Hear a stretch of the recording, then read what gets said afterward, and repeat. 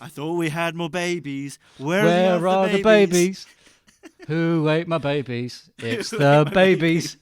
Welcome to the Georg Rockall-Schmidt Show. Today we're discussing what a Friends movie could have been if it ever happened, which it didn't. But before we get on to that, Damien, I wanted to bring this thing up. This guy called Jason from Sheffield contacted me on Facebook with some ideas for the Halloween episode. And he's got several ideas. I just wanted to read one to you because I thought it was quite good. Teletubbies, but as the Village of the Damned. Well, did this guy elaborate on it at all? Or was it just that pitch? Teletubbies would be amazing as Village of the Damned, demonic style film. Very, that's all you need. That's his pitch. That's Right, $158 million right there. Well, obviously, the power lies with Naughty Nunu. That's what I was because that's where my mind went first. Because that was easily for me the most disturbing thing about the Teletubbies. Didn't Naughty Nunu snort coke and stuff? Wasn't that implied that Naughty Nunu was snorting things? I seem to remember. Not that, yeah. I seem to remember quite a few episodes where they would be baking or something like that, and they'd knock a bag of flour on the floor. And then Naughty Nunu. Strangely enough, in this weird, very, very well kempt line, and Naughty Nunu would be all over it, and he'd go mental after that. He did, he was all over the fucking shop. Was Naughty Nunu a man? I thought Naughty Nunu was a lady vacuum cleaner. I suppose the name is, more feminine than masculine. I don't know. I used to know why I made that assumption. I used to know a guy who was from Turkey, and he worked as a bouncer in Ealing, and he had a Turkish name. I can't remember what it was, but it was several syllables long. So he decided he needed a nickname, and he chose for himself as his nickname Nunu. Right. Okay. That's insane, isn't it? That's the mind of a psychopath. And when because what's disturbing about it is doesn't have some kind of historical or cultural significance to where he comes from or anything like that. When quizzed on it, he elaborated and he specified that he was modelling himself on Naughty Nunu. That's why it's fucking disturbing. He wore this weird kind of trash can around his waist. No, I like to think that he's still going by that, and one day he'll just see an episode of Teletubbies by accident. He'll be flicking through the TV, and he'll hear this thing being called Naughty Nunu, and he'll suddenly stop dead, turn ice cold, and think, that's why I haven't been able to get a girlfriend in 10 years. Right, because okay. I say, I'm Nunu. No, he hears this, he catches, Teletubbies in earshot, and then he kind of activates as some kind of, sleeper agent almost, because the Teletubbies were actually some kind of record of horrific experiments, which is the byproduct. He comes across Teletubbies, and then 15 minutes later, he's strangling Peter Mandelson. Yeah, but he's all, he spends the rest of his life on all fours, but he only uses his mouth to kill. Jesus he's just Christ. eating and eating and eating. I mean, I do remember Teletubbies. They would spill flour. They seemed to spill a lot of flour. What was with all the flour? And they would spill flour, and then Naughty Nunu would hoover up their legs, and then be like, "Ooh, Naughty Nunu." I mean, it should have just been called Fuck Tubbies, shouldn't it? Ban this filth. I mean, I do remember. I kind of remember stuff like that, and then Naughty Nunu would kind of playfully brush the crotch, and they'd kind of jump back and "Ooh, it tickles" or whatever. But I don't know. I'd imagine that there'd be a lot of footage with the actors, bloopers and stuff Nunu where they has just made fuck Nunu. pose antenna erect. I'm fairly certain that must have happened in one of the episodes, and Tinky Winky had a broken antenna, and it must have fucking popped back to life. I really thought you were going to say Tinky Winky had a broken ass. Time for Tubby Prolapse. Time for Tubby Prolapse. If you look really carefully in the background, some of the set design, you see these bottles of poppers on the tables and stuff. So I mean, I doubt it, but there's probably one or two people who've stumbled on this podcast not knowing who we are, who are like, "What the fuck is this? Where's the Friends stuff?"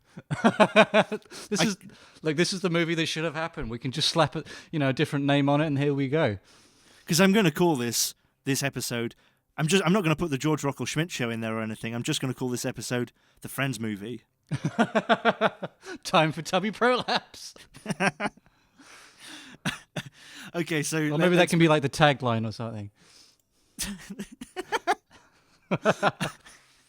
it's just Chandler and Joey, and they're both got like hamburgers in their hands, and they're both topless, and they've both got these horrible grins on their faces. And very, very red eyes.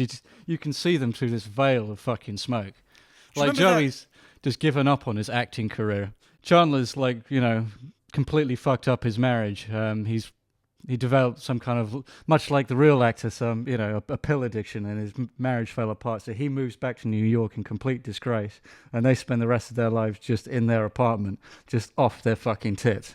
And that's where that's where the movie starts. We catch them watching Teletubbies.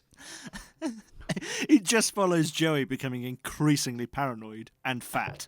It becomes like a play on Jacob's Ladder, as the movie goes on. No, it just turns into like Feed, and Chandler just becomes Joey's feeder. Oh man! Like Chandler, it's not sexual. Like he never masturbates over Joey or anything. But like towards the end, there's a scene where Joey's like, "What? You think I'm fat?" And Chandler says, "Yeah." And Joey's like, "Well, why did you let me become fat?" And Joey just turns to him and says, "Well, because you always took the women that I wanted, Joey. I've always hated you, Joey. I've hated you to my very core, and now you're a fat piece of garbage." Credits. Yeah. And then Chandler leaves him, he locks the door, and then Joey's just there. He's like 800 pounds, he can't move. Oh, yeah. I mean, the fact that he hasn't had a huge fucking coronary at this point is a miracle. Yeah, like, it's only because he's still to life. Fairly young. Yeah. So what do we think about Friends? Do you have any fond memories of Friends? No. Do you remember the Friends theme tune? Friends, manly friends, friends, manly friends. I'm a little boy. La la la. Oh dear. That was it. That was it, wasn't it? Yeah. Well, now I want to talk about 2.5 Men. No, you don't. No, you don't. No, I don't. No, you don't. I was talking to someone earlier about that, and I was saying, yeah, it got better with Aston Kutcher. Yeah, it got better with ass to mouth, which is what I thought you were about to say. What? I was just talking about the little boy. What? Yeah, I just like the idea that they hadn't cast Ashton Kutcher; they'd cast like a 70-year-old British aristocrat. With the thickest like mutton chops as well. He is a disgusting, perverted man just to look upon. The series Let alone goes what you see him do. Yeah, the series goes from the exploits of a playboy to just following around somebody in like the 1890s in a very, very kind of canopy jungle with like a blunderbuss trying to hunt elephants. Okay, well, yeah. What did you think of Friends? Did you like Friends? No, but I mean, I have been around a lot of people that have watched it, and I have been very complicit in that. So as much as I don't have a high opinion of it, I can regrettably explicitly say I've seen most every episode of their 10-season run. I was thinking exactly the same thing. I've never sat down to watch it, but I'm pretty sure I've seen every episode. Yeah. And I watched 3 episodes today from the pilot, and actually I think it's pretty funny. Oh yeah. I don't think. Yeah, it's not something I would necessarily sit down to watch without being pretty bored. So I probably will watch it now. But I think it's okay. Like I don't hate Friends or anything like that. I think it's aged fairly well. I genuinely think there are some jokes in there which are kind of funny. Okay. Because I'm kind of on the back foot here. Because I do think that shortly after this recording, and I can see in my mind you in this dark room in your bathroom with a cigarette hanging out your mouth, just binge watching this stuff with a can of what, Tennent's or something in your hand. A can of Tennent, a can of super strength, yeah. What was that, big beer they've got out there? Was it just big beer? Oh shit, I just forgot about big cola. Oh fucking hell! It was like 300%. One glass of big cola is 300% of your daily recommended sugar. Oh Jesus! So a bottle of it is like 1,800% of your daily recommended sugar. I mean, that must be a fucking seizure or something. Oh well, I suppose we were very lucky when we were cutting it with that that. Yeah, I mean that's what you get if you drink mixer straight. Yeah, it's all the hemorrhaging from the osso negro in our livers that actually stopped all this sugar from penetrating the blood-brain barrier. It's actually the hemorrhaging is what stopped us from having going into a huge diabetic shock. Sometimes I think that this might all be a coma dream. I did mention Jacob's Ladder. Yeah, many times you've mentioned that as well. Oh my God. It's like your really annoying hook. Please shut your bitch mouth. I'm actually a cop in the 1970s. Ooh. You're still bleeding out into a gutter somewhere. So yeah, I don't mind Friends. I mean, I would much rather watch Friends than the what's the nerdy one, the really nerdy one, the Big Bang Theory. The Big Bang Theory, the Gangbang Theory. Oh, that'd have been great. Oh, well, there you go. That's, I think, next week. I'd much rather watch the Big Bang Theory. I'd much rather watch Friends than the Big Bang Theory. And the Big Bang Theory, I think, is nowhere near as bad as How I Met Your Mother, which I think might be the worst thing humanity has ever done. I mean, I've just returned from Germany. I just saw the Holocaust Memorial, but I can back you up without any shadow of a doubt that How I Met Your Mother is the most atrocious thing mankind has ever achieved. So, maybe the Friends movie? I don't know. Basically, I find the people in Friends a bit more relatable because they're kind of more flawed, and there's more going on. Like the first episode of Friends, Rachel comes in and she's just run away from her wedding, and Ross's marriage has collapsed. And, there's a bit of kind of like, partly these people are kind of losers in a way. Like real people are. They've got these things that they're not proud of. Mm-hmm. And I just think that's kind of lacking in a meaningful way in some modern sitcoms. So what do you reckon the Friends movie should be then? Okay, well, let me have a look. Oh, the notepad's out. Oh, this is getting serious. So they've said that they're not going to do a Friends movie. They don't want to do that. I guess they don't need the money, right? Because Friends, unlike something like Sex and the City, all of the people in Friends, all of the principal cast, went on to be successful. Right, yeah. I can't think of where the ginger one from Sex and the City is now. Like probably on fucking Grey's Anatomy or something. No, not even that. Well, no. That's one of those things that I have to reluctantly watch as well with my girlfriend. No way. That's not true, is it? Oh, I watched it last night. Hopefully, I think if I'm right, if I'm right in my calculations, the next episode is the finale of the entire show, so I might not have to deal with it after next week. So I've got my hopes pinned on that. But have you seen every episode, Damien? Oh God, no. I've seen, I would say maybe a dozen. But I mean, that's the better part of 12 hours of my life. I can never ever get back. Yeah, I mean, I consider that show fucking offensive in a lot of ways. And does she know about what's the upstairs downstairs thing? Downton Abbey. Does she know about Downton Abbey yet? Because she'll find out. She'll find out, Damien, and then you're watching that. No, but she does watch this thing kind of behind closed doors. It's on Netflix called Rain, which is like a cheaper, kind of more soapy version of it. Rain? Yeah. As in fucking Kingly Rain, stuff like that. It's about. Oh, I see. Okay. It used to be about set in Tudor times, right? It's the one with Henry, and he's really cool. Something like that. Henry Tudor. There's a couple of those. I remember having to see it fucking years ago, and it was also painful. It's called The Tudors or something like that. And it's another one where I'm thinking of. Yeah, that's what I'm thinking of. Henry VIII is like really young and sexy, and it's like, oh, for fuck's sake, for every reason conceivable. And I had to sit through a lot of that as well. Oh, I don't know. I mean, I think that there is definitely scope for like an ongoing series about like Edward III, and it's just him managing his court. It's just very kind of. It's not even like intrigue. It's just basically how to run an empire. Whatever. Never mind. Yeah, but every now and again, in like the trailers for the next episode, you've got someone looking over their shoulder at least once an episode, going, "Look at all that sex and death over there." Anyway, carrying on.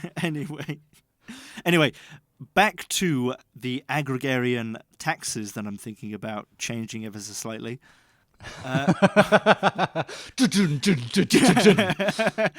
All right, so the Friends. I mean, they got a huge pull. Hans Zimmer's doing the score, Hans Zimmer's for a TV show as well. People were very confused by the move. He didn't need to be doing this stuff. Yeah. We the producer comes out and he's like, so like the creepy guy who's obviously gay but's pretending he isn't. We've got Kevin Spacey to play him. Yeah.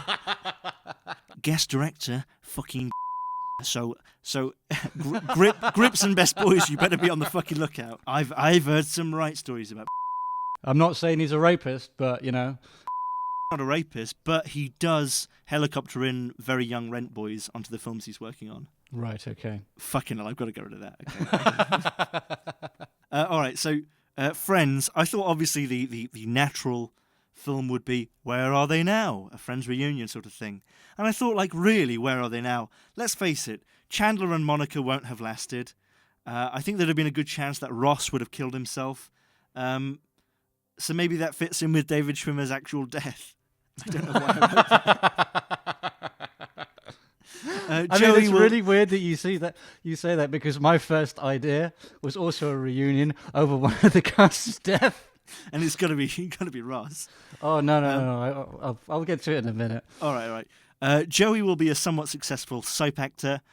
Phoebe will control the heroin on the Lower East Side, and Rachel will essentially be a progressed Ros Doyle from Frasier, where she's 45 and she's still picking up 25-year-olds.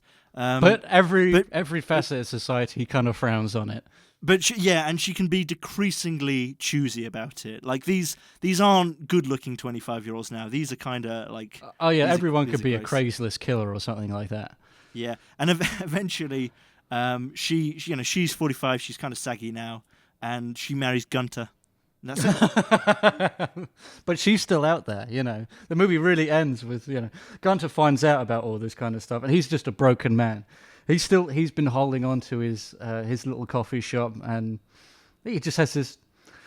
Well, it's just him wrestling with depression. But she, is a horrible human being with no regard for Gunther at all. He was just a last resort. She treats him as as such, just a piece of dirt. Maybe we don't even see that. Maybe we know what she's doing, but Gunther doesn't have an idea. And then he's like touching his lip. And he's like, oh, I think I've got a cold sore. And Joey just leans in, being the expert that he is, and he says, nah, mate, you've just got a little bit of herpes. Because he's now a Cockney villain. Yeah, he is. Apples and pears, you've got some herpes, nah, mate. Blood. Yeah, you get me. That makes me think now, maybe that's what the film should be about. Maybe it should be about Rachel marrying Gunter. Yeah. And Gunter manages like 7 coffee shops a year. He's making like 85 grand a year. He's like a minor mogul at this point. No, he's not a mogul, but he's like a regional manager. Like he doesn't own anything, but he's kind of up there in Starbucks, basically. Yeah. I mean, it is his business, but another entrepreneur has taken it upon themselves to really develop it. He's still got, he wasn't bought out, but he regains minor control and some decision making. Gunter is a cuckold in every way possible. So he's Rachel's most kind of wealthy prospect now that she's old and saggy, and has no personality. After Joey, but Joey isn't interested. So the film could be about how Gunter helps the friends get jobs after they all wash up unfulfilled. He pumps them full of antidepressants. In his basement, they're all strapped to chairs. And there are some depressed children in tow. I don't know, some doomed children in tow. Is David Schwimmer dead in this scenario? Because I thought, as a sort of spiteful thing, you don't see him in the movie, but with Rachel slumming it as she is, and she's at rock bottom, you just hear tales of Schwimmer's exploits, and he is slamming ass all over town now that he's gotten rid of her. He's crushing it. I think it could start with them having a dinner party, and they're all saying it's amazing how all our lives turn around for the better after Monica was crushed by that garbage truck.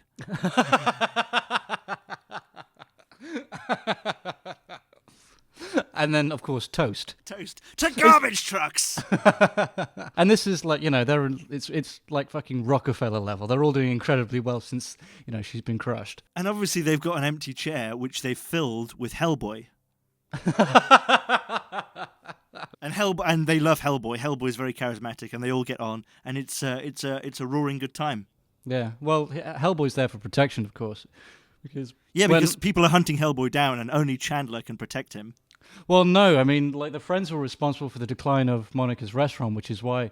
Which is a portal to hell. Well, no, which is why she jumped out in front of that garbage truck. But as soon as the restaurant was in decline, she had to call in a favor, call in some help. And at this point, of course, as we know, Cannibal Ramsey gets involved. Ramsey was a cannibal last time we talked about him, didn't we? Not the last time, but yes. In some kind of form. So one of the many infinite Ramseys that we talked about. And that's one day I'm going to make an actual film called Ramsey Holocaust. Is it Ramsey inciting Holocaust? Or is it just, the many infinite universes of Ramseys being slaughtered? Being thrust together, and there can be only one Ramsey. So this giant amorphous blob of millions of arms and legs. Okay, yeah, because it's like an amoeba. Like as soon as it touches another Ramsey, it just becomes part of. No, it's kind of like human. Ramsey. It's just like they're just sewn together, really haphazard. I mean, the effects budget on this movie is wanting, for lack of a better term. It turns out like on the top, like running this ball, is Marco Pierre White. He's been the fucking brains all along. And like it zooms in on him, and he's like, "Look up my stock pot. I would never use it myself because it's garbage, but you should buy it, you piece of shit." And it throws it promptly at the camera. Roll credits. And it's just like a $70 million advert for. Yeah. It's also like 120. Stock. It's 120 minutes as well, only for that one pitch right at the end. They brought Daniel Day-Lewis out of retirement. Oh yeah, because they couldn't afford Marco Pierre White. He's way. I mean, they had their dreams, but they were wise not to dream too big. I mean, surely Marco Pierre White has been dead for about 40 years. Like, I mean, there is a man who is only held together by his own sweat. And its adhesive properties. Oh, yeah. How about this? How about Joey makes it really big, and his old friends try and leech off him. He's really sophisticated now, and he sees them as really embarrassing, and the film's just about how he tries to avoid them and hates them. or they hold an intervention for Ross because Ross dribbles too much. He looks like a dribbler to me. Yeah, he doesn't have any kind of substance abuse issues or anything like that. He's just getting up there a little bit, and he just doesn't have command of his bodily functions like he used to. And when he talks a little bit too much, it's just a bit too foamy. He gets that kind of old people's crust at the side of his lips, and they just can't bear to look at him. Like, Monica, we didn't want to talk about this really, but your brother, he's very cummy.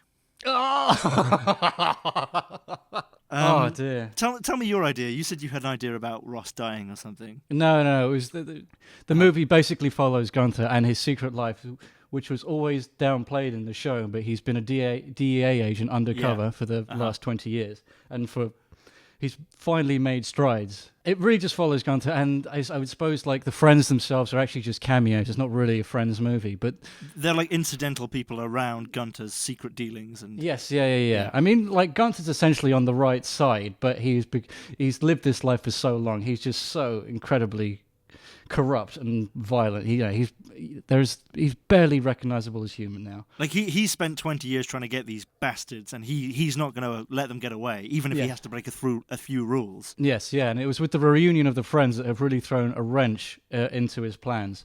Right. I mean, like they appear in this movie, but almost, as I say, like cameos. But it's like Final Destination, because every time they do, they all meet their demise.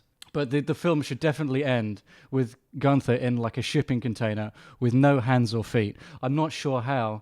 I just think that's how it should end. So things go wrong for Gunther. Oh yes, he doesn't succeed. It's a tragic story. Wow, with right, okay, yeah. But and maybe with no hands or feet.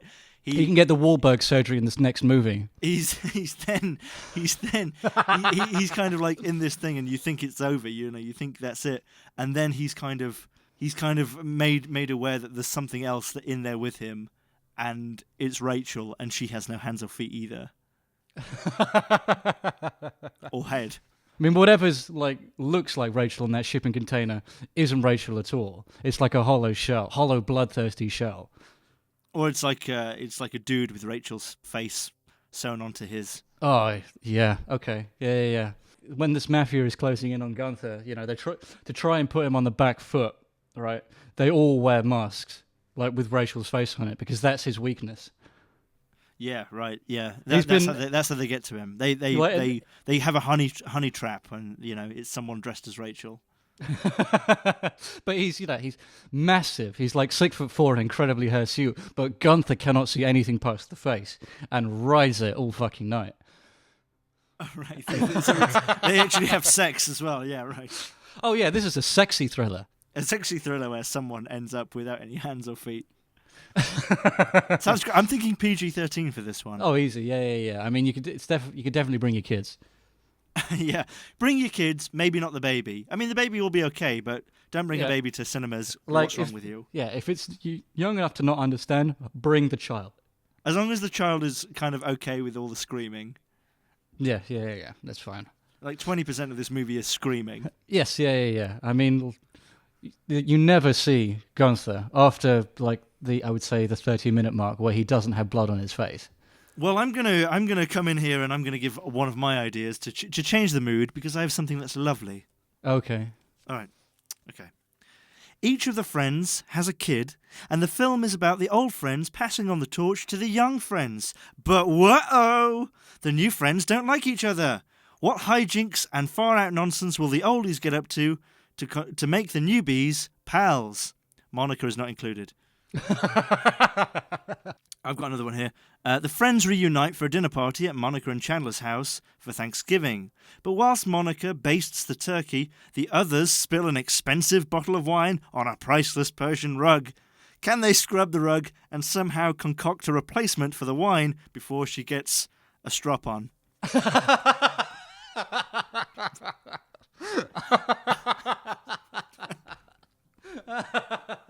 Strop on. Before she gets all moody. I was going to. Oh, come on! That's great. It is. So maybe when they spill this wine on the priceless rug, it kind of like releases some kind of genie, right? And they all kind of get 3 wishes while Monica's out of the room, right? So she's there like tirelessly slaving away, and by the time she comes back, everyone is adorned with jewels, and they're all perfectly content with their lives. And we can find out what else they wish for after the fact. I think that they release this genie, but then Monica accidentally like traps it into the turkey baster again and scolds it to death, and all of the stuff they've wished for just vanishes. And they all wish for things like good health, so it becomes like this Twilight Zone thing where everything that's been taken away with them comes at this grave kind of mortal cost. Yeah, just a sudden snap of the fingers and it's all gone. All instantly dead. Or does it happen in succession? All right. No, it happens all instantly, all dead. Right, okay. And there's just Monica there, and she's like, "Where's everyone gone? I better eat this turkey." To cope with loss, she consumes her friends, thinking she will absorb their soul and always be with them. Which leads us straight onto the sequel, Big Monica's House. Where she ensnares more small children and eats them. A very different tone. Okay, so I've got another one. Powering through these now. How about this? How about the friends have to shrink themselves down to microscopic proportions and journey into Joey's brain for some reason, possibly to remove a hairline tumour. Everything goes okay, but Monica is crushed to death by atmospheric pressure. The side plot is Joey, who we mostly see through the eyes of, because of complicated contractual obligations with Matt LeBlanc, trying to score with a 16-year-old fan, in what I think critics might call a surprisingly dark film. Especially after the friends and corpse of Monica end up in the body of aforementioned fan, then become large again, bursting out of her chest. Good to clarify. So when they're in the body then, is it going to be like live action, or are we going to do like a sort of Osmosis Jones type thing and they're all animated? I mean, it's all still clearly like the Friends, but, it's incredibly Disney. I mean, fuck it. We could just reuse footage from Osmosis Jones. Now you've said that. Yeah. In fact, we don't need any of the cast. We can just like slap Friends on the fucking box and then ship it. You know, Friends the movie, and then the tagline can be 15% new footage. Animated menus. Play as Lynch. Full color sound. How about this? Join Joey as he and Chandler journey across America to find everyone Joey has ever been involved with so that he can tell them that Joey has a new type of gonorrhea that puts super gonorrhea to shame. Maybe there'll be some familiar faces along the way. Maybe you'll recognize those faces beneath the gonorrhea. They all look like elephant men as well. Yeah, it's like they go up to these people and they're like, I'm really sorry, but I think I might have given you gonorrhea. And then it's just a shot of someone who's got these grotesque boobos coming out of their face, like, yeah, no. Like, at least two pustules always break, you know. He catches it somewhere on his person. All right. How about this then? New York. Percentage of population addicted to illegal narcotics? 63. Lisa Kudrow cracks open Matt LeBlanc's skull to feast on the goo inside, as David Schwimmer screams about the 7 tribes of Israel and smears blood on Monica's corpse, all beneath the shadow of a half-ruined Chrysler building. In a little anti-drug film I like to call Friends, Vindication of the Damned. You get kind of like 80s Carpenter. Yeah, exactly, yeah. Yeah, like it's fucking out there. It's the crazies. Like, again, like the cast are never there. It's just like old footage of, was it Roddy McDowall with the faces of Friends superimposed. It's unbearable to watch. It's completely nonsensical. Like, they shot on location, but like, all the superimposed footage never correlates with what's going on screen. Like, it's done in iMovie. It's done in iMovie. Well, I reckon that David Schwimmer would be very good as like someone who's utterly crazy, who lives in the desert and like who permanently has feces on his face. I think all of the Friends actors are pretty good actors, apart from Matt LeBlanc, and I think that David Schwimmer especially could do crazy really well. What do you think about Joey? Did you ever see any episodes of Joey? Oh yeah, I've seen a couple of episodes of that. And I remember it being absolutely awful. It was much worse than Friends. Yeah. I mean, I can concede that Friends had its charm. I see why the people that did like it liked it, but... Yeah, I would definitely describe Friends as charming. I think that I can see why they chose Joey as the spin-off character, but I also kind of think he was the wrong person to do a spin-off about. I'd have much rather watched a spin-off about Phoebe. Yeah. I mean, Phoebe was weird and had like all this weird shit going on. Yeah, Phoebe like left New York. She moved to Seattle, and she felt, you know, and she was living on hard times. Station. No. She, you know, while she was living in this shanty town somewhere under one of the bridges, she finds this disgraced radio psychiatrist. Sorry, psychic. Yeah, well, might as well have been. And together they find a magic watch that can stop time, and they go on capers. And then like they're having a lot of fun because he's smart and she's smart, but then he kind of comes on to her and it's kind of a bit too much. Like, it isn't just like, do you want to have sex with me? It's kind of more like, have sex with me, and she just ditches him, and like after 45 minutes we never see him again. Yeah, no words were spoken. He just got very handsy very quickly. Way too. It was like they achieved something in one of their adventures. He puts his arm on his shoulder and it just snakes down so quickly. Yeah, and she's like, I was kind of into you, Frasier, but like this just destroys it. Like if you'd have waited, we could have been together, Frasier, but it could have been something. Fuck it. But Frasier was, I would say, quite a horrible human being, I think. So when the Phoebe adventures like run out of steam, we can revisit Frasier and find out how and why he was, he lives this disgraced life. Right. Well, yeah, I think we both know why. I don't think there will ever be a Friends movie. I think that the cast of Friends are very explicit about that. They don't need it. Could you ever see that happening? I mean, really? No, but one of your ideas about the Friends kids I reckon there could be like a sort of Tiny Toons spin-off in like 10 years. Friends babies. Yeah, it's an animated thing as well. You know, they are all of, I would say 8 months old, but they can walk and talk, but they're like half a foot tall. And they're all wearing like baggy t-shirts with with button shirts over them that are open. Yeah. Things like but they that, still like affect the personalities of their parents. So, Ross is, you still have like the dinosaur, enthusiast baby and shit like that. And, the philandering, the adulterous baby. The adulterous baby. That's what we call it. Who do you like? Do you like the sassy baby or the sassy baby, or do you like the sassy baby maybe? Do you like the neurotic cooking baby? The neurotic cooking baby. Or do you like the rubber-mouthed neurotic cooking baby? When you say cooking baby, I imagine you bite into it and it's like, oh, it tastes like a normal baby, but much sourer. It's like those glow sticks you get, or those kind of. How is it like those glow sticks you get? No, those. I don't know what you call them, but you get like those heat pads. You snap them, and there's this chemical reaction. It starts heating up. That's what the cooking baby is. It scrapes its knee, and then it has this kind of chemical reaction when it starts to heat up like to incredibly painful temperatures. Jesus Christ. And the friend's babies basically have to kind of be this baby's bubble and make sure it doesn't get into any scrapes, because it will, not spontaneously, but it will burst into flames. It looks like the sassy baby. Sorry, go on. That happens every episode. I was going to say, it looks like the sassy baby and the nerdy baby and the neurotic baby and the up himself a bit too much baby and the kind of funny baby and the kooky baby are all talking a bit too loudly in the baby coffee shop. Like I think Friends would be so much better if just every episode like a completely different extra came up and went like, sorry, could you just keep it down? And it ends with Gunter banning them. Right.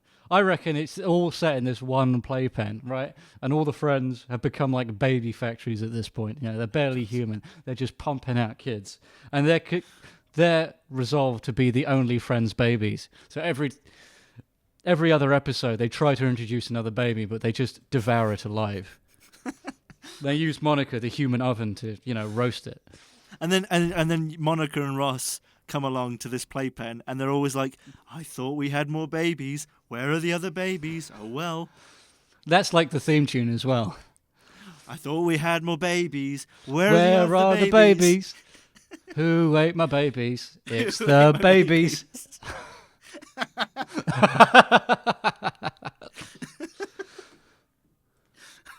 Delicious babies in my tummy. I ate them alive because I'm a monster. Babies. Yeah, no, in the second season, right, they introduced Business Baby, because up until this point, they're just cooking these babies, and they don't know what to do with these bodies, right? But Business Baby and Mr. Baby. Business Baby comes in, he fucking turns them around. He comes up with this idea to kind of use these dead babies, these dead cooked babies, for profit. They set up like a kind of like a pop-up food store, right?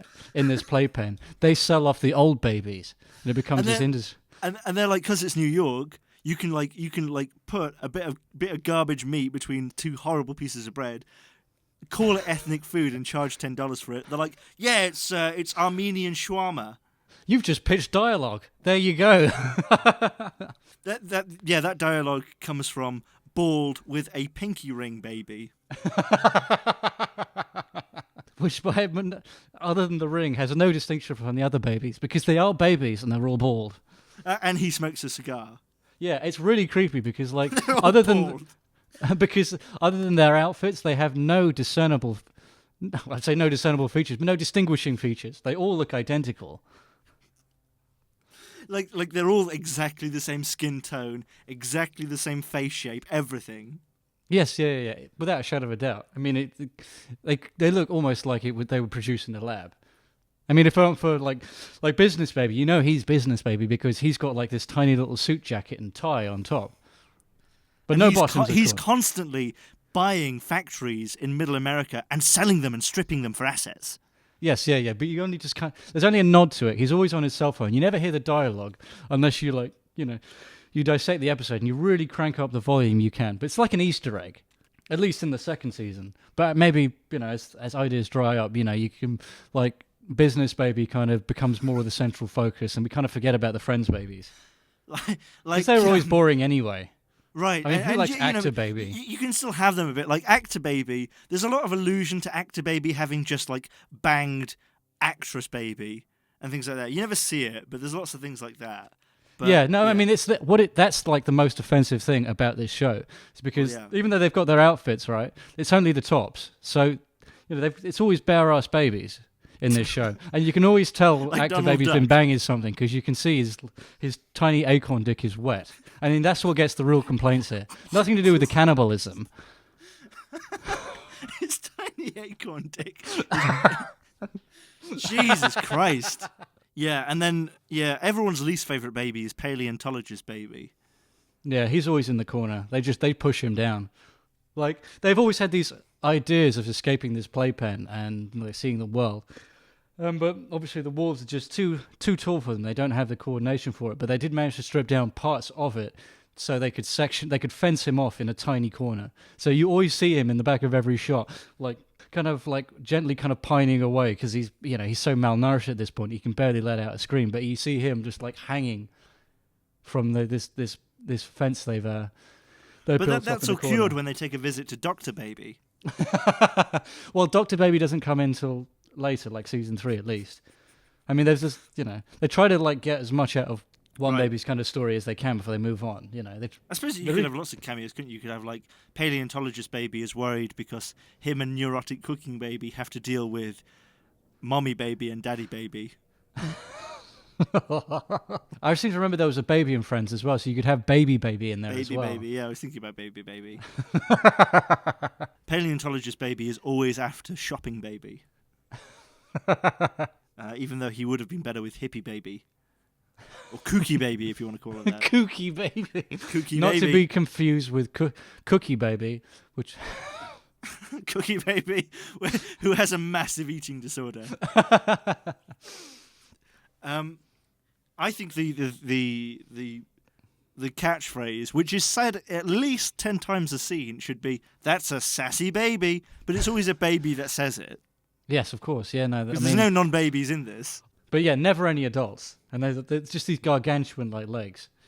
Yeah, and then maybe Snoopy Baby.